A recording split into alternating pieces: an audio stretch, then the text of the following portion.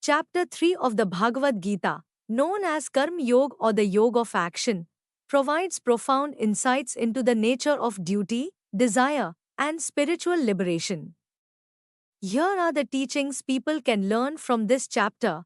Performing duties without attachment. Sri Krishna emphasizes the importance of performing one's duties diligently while remaining unattached to the results.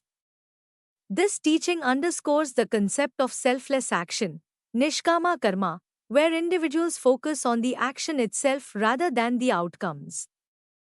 By practicing detachment, one can attain spiritual freedom and inner peace. Understanding the nature of desire, Sri Krishna identifies desire, particularly lust, as the root cause of sin and suffering.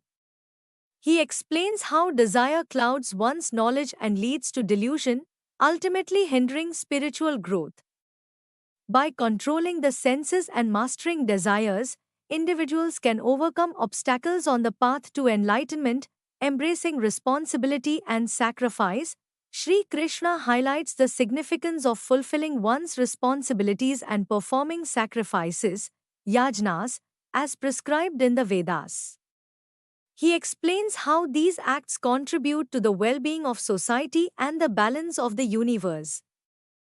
By recognizing the interconnectedness of all living beings and embracing their duties with devotion, individuals can lead a purposeful life aligned with cosmic harmony.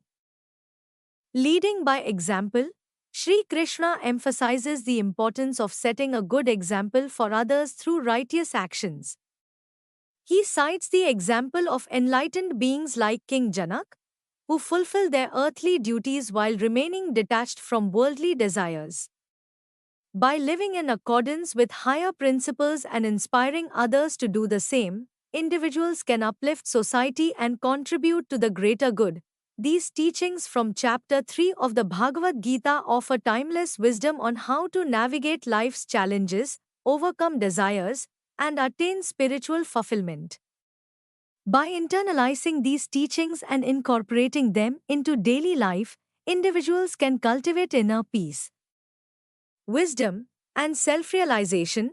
As we conclude our exploration of Chapter 3 of the Bhagavad Gita, let its teachings resonate within you.